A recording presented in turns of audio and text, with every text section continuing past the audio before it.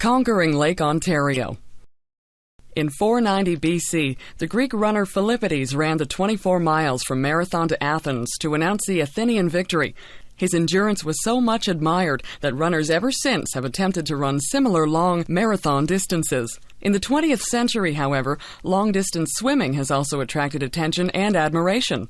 To swim the English Channel or Juan de Fuca Strait between Vancouver Island and the mainland have become challenges for both male and female swimmers.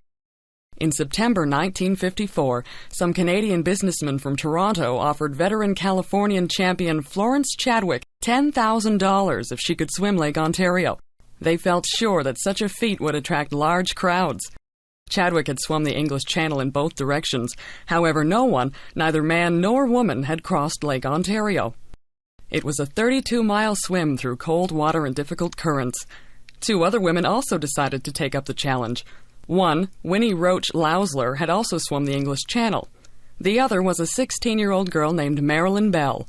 The swimmers traveled to the mouth of the Niagara River on the south side of Lake Ontario. They would swim from Youngstown in the USA back to Toronto. Bad weather delayed the swim for several days. During the night of September 8th, the weather cleared, and the swimmers entered the water before midnight. Guided by her coach's flashlight, Marilyn swam through the dark water and soon passed Chadwick, who was lifted from the water after swimming 12 miles. Lausler made it further, but she too eventually had to give up. Marilyn not only had to overcome her fears of the dark, but she was attacked during the night by blood-sucking lamprey eels. She was able to knock these off with her fist. As dawn approached, the winds and waves increased, and Marilyn's weariness mounted. Her coach, Gus Ryder, passed her some corn syrup on a stick, and later gave her liniment for her tired legs. He wrote messages on a blackboard to encourage her to keep going. Sometimes he tricked her into thinking that she was nearer to the shore than she was. Marilyn fell asleep in the water twice and had to be awakened. The second time, a friend of hers jumped into the water beside her and swam with her for a distance. Because Marilyn's strength was declining, she was being pushed off course by the currents. Although the direct route was 32 miles, Marilyn swam a total of 45 miles. The last few miles were extremely difficult.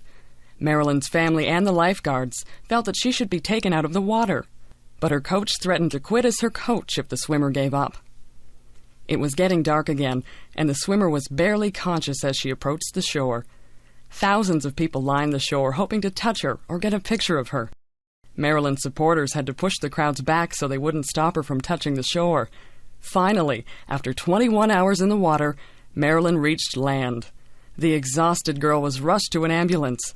She had lost about 20 pounds of her 120 pounds weight in the crossing. Finally, she was able to sleep. Huge crowds came out to see her the next day, and 2 days later, there was a parade in her honor through the streets of Toronto.